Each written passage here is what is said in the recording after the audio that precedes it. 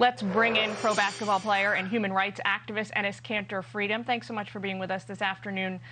All the Russia watchers, Enes, are saying this is one person, one athlete who has gotten sucked up and caught up into this whirlwind of geopolitics. Russia is coming down hard on her as a way to punish, thumb their nose at the United States.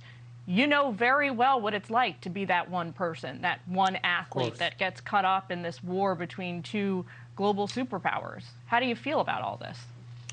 I mean, first of all, she pleaded guilty, and the sentence is harsh. And of course, like everyone else, I want her to return back home because I know how Russian jails can get tough.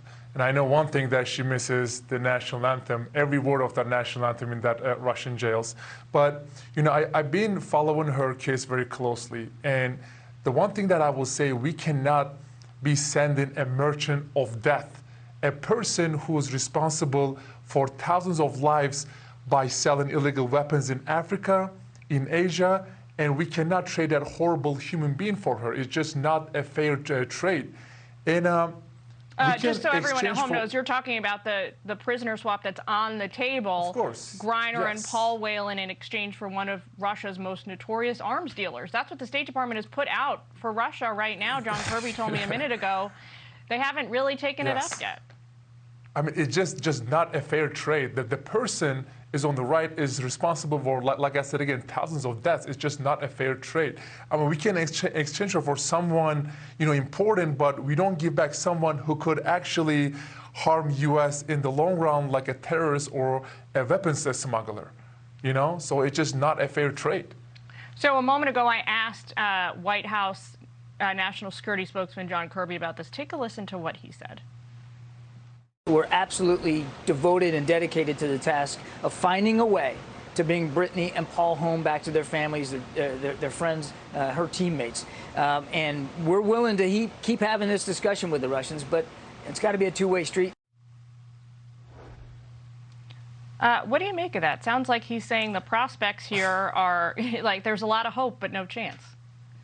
Yeah, I mean, what is a two-way street, I mean, like I said again, she's a basketball player, and the other guy is responsible for thousands of lives, No, it just, like I said again, not a fair trade, but obviously, like every, athlete, I want her to bring her home, and she deserves to be here. But like I said again, the White House definitely needs to watch out for what they're doing, because that person could hurt U.S. in the long run. I mean, he's a weapons smuggler and pretty much a terrorist.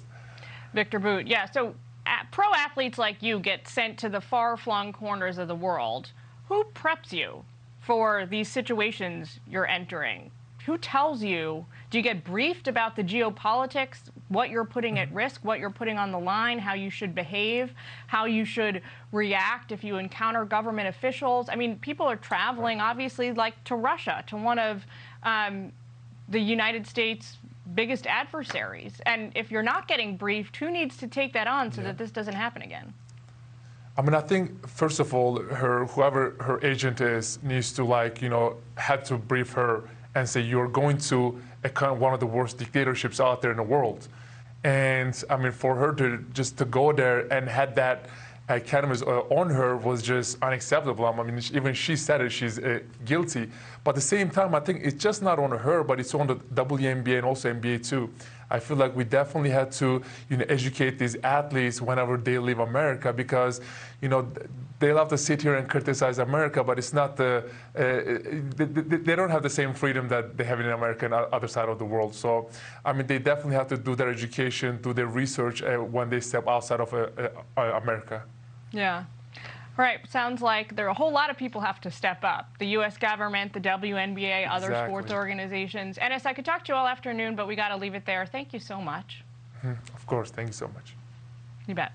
Hi, everyone. I'm Brian Kilmeade. I want you to do me a favor. I want you to click to subscribe to the Fox News YouTube page. This is the only way that I know for sure that you're not going to miss any great commentary, any great news bites, any great interviews coming your way on Fox. You can get it all here on YouTube. So subscribe right now.